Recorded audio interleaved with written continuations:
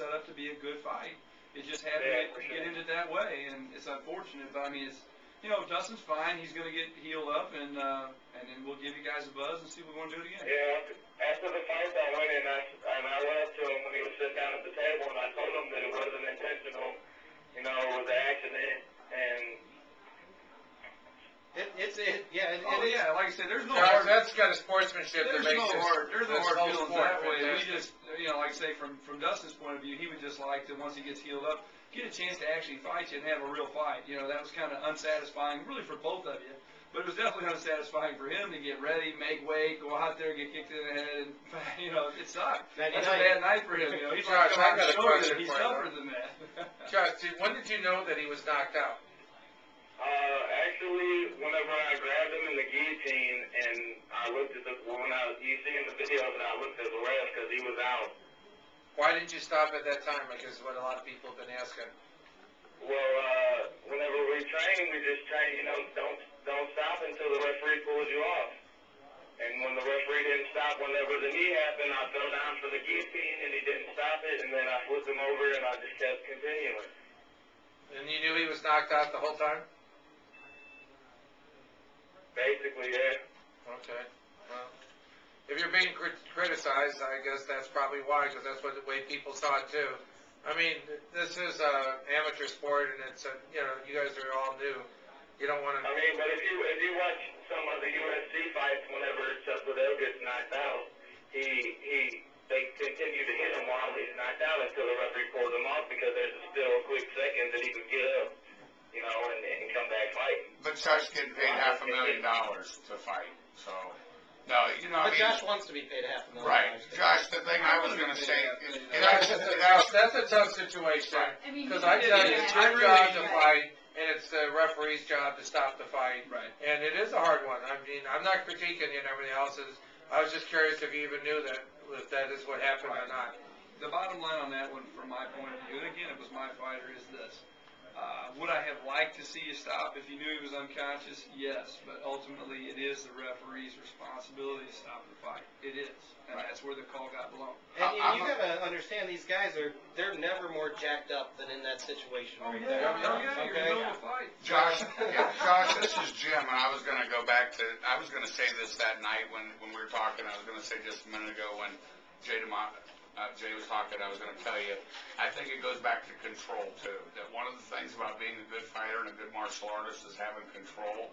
So even though you throw knees and you're good with them, and some guys do put their heads down, you're going to have to be just a little bit cautious enough or build enough control that you know when they're putting their head down so that you're not the one disqualified. Not even to protect them so much, but when the rules change, you know, you're going to have to know. And when a guy's knocked out, you'll know if you let him go, he'll fall to the ground all the way.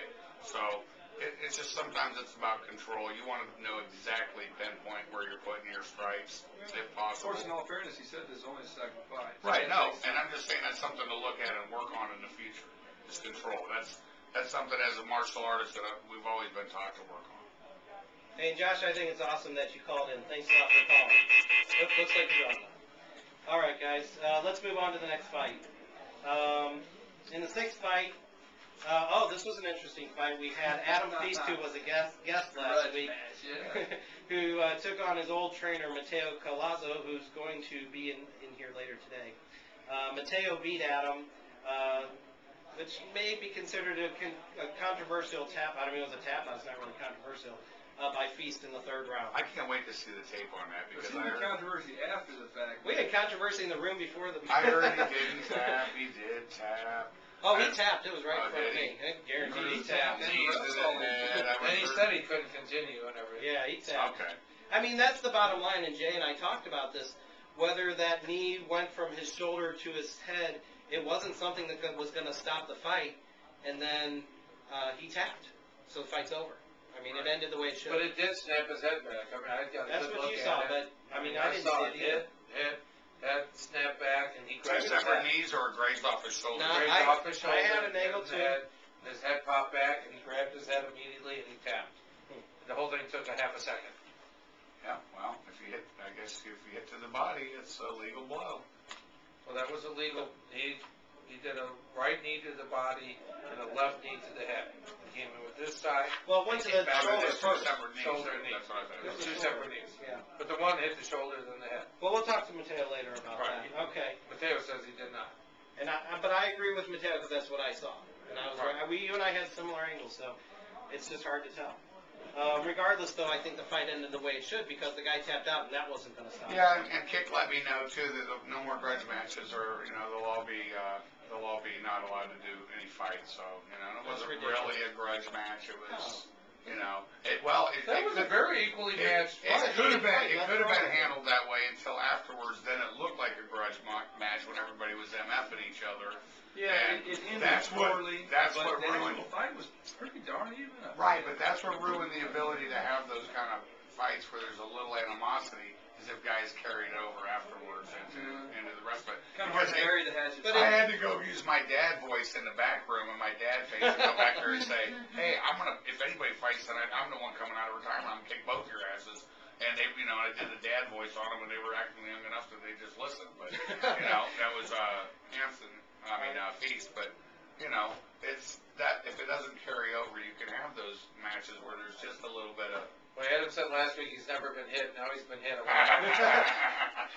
I knew you That was pretty remember funny. that. Well, Jay offered to do it Jay last was week. all I was gonna hit it last week. Jay was all about That way he would have been more warmed up for it. Yeah, He would have been a little more We've ready. never been hit. You ever Right been out of the chair. Huh? We can take care of that tonight. Jay made him repeat it. No, wait a minute. You've never been hit? All right.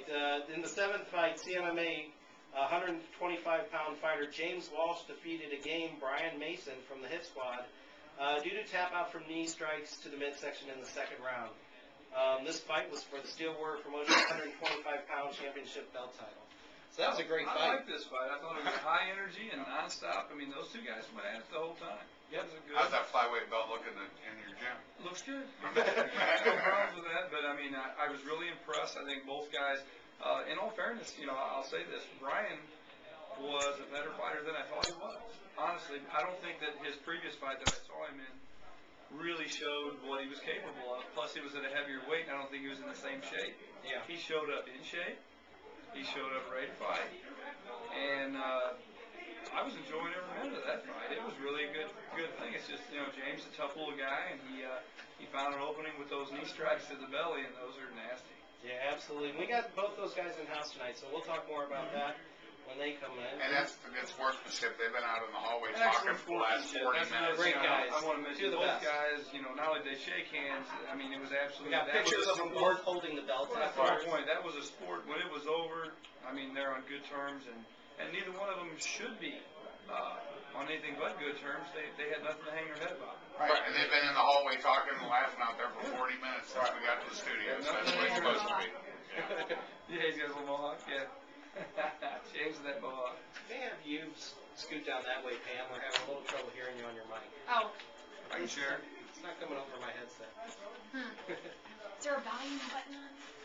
Now, we'll go That's into, okay, I'll let's share. get through the rest of these fights. And Pam, I want to get your opinion of the overall experience for you, being your first set of fights and all that. I liked watching it from a different perspective.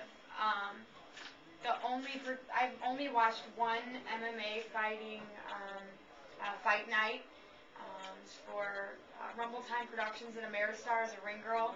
So I looked at it from a different view. I didn't really appreciate it, but now that I get so much influence from you guys and I actually kind of understand it more, it was really cool. I really, really, really enjoyed it. There's a lot of stuff that I was looking forward to from the last show, especially the Adam Feast versus Mateo. his trainer, yeah, and he hadn't been hit. And you and I talked about that. We were both so excited to see it, and I was glad to see.